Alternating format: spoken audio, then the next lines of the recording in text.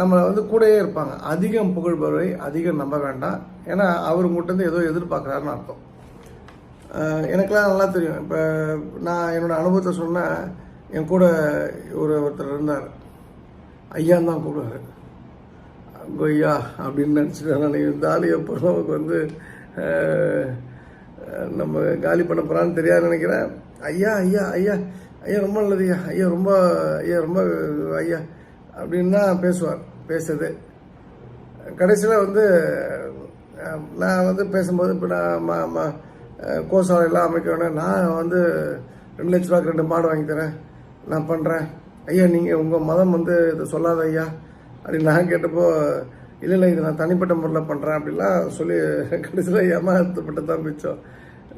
Means என்னென்னா, அது நமக்கு எனக்கு நல்லா தெரியுது. அது அந்த புகழ்ச்சி வந்து நமக்கான புகழ்ச்சி இல்லை, வேற ஒரு விஷயத்தை நம்மகிட்ட அவர் எதிர்பார்த்துட்ருக்காரு. அந்த எதிர்பார்ப்பு பூர்த்தி ஆன உடனே அவருடைய சுயரூபம் தெரியும் அப்படின்றது நான் யூகிச்சிட்டேன். It has happen exactly. அப்படியே 100% நான் நினச்ச மாதிரி நடந்தது. நான் அது ப்ரிப்பேர்டாக இருந்தாலும் எனக்கு எந்த வலியும் கிடையாது, எந்த பெயினும் கிடையாது. முதல் வாட்டி வந்து இந்த புகழ்ச்சியால் நான் ஏமாந்தப்பட்டது போது விட 2வது வாட்டி நான் சுதாரிச்சதால எனக்கு அதில் வந்து ஒரு பெரிய ஒரு பெனிஃபிட் தான் இருந்தது. ஸோ அதனால் நீங்கள் கவனமாக இருங்க.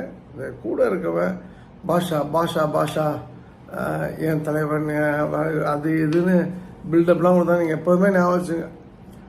நீ ஒரு மனிதன், எந்த சொல்லி நீ சாமி ஆக முடியாது. எவெல்லாம் தன்னை சாமின்னு சொல்லலாம், அது எனக்கு உடன்பாடு கிடையாது. மனிதன் வேற, சாமி வேற.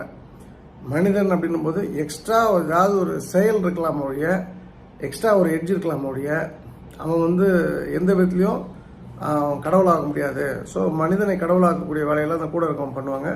அதுக்கெல்லாம் நீங்கள் குனிஞ்சு போயிட்டீங்கன்னா நீங்கள் சமாதியாக வேண்டிய நாள் ரொம்ப நாள் இல்லை, ரொம்ப தொலைவில் இல்லைன்றது மட்டும் புரிஞ்சுங்க.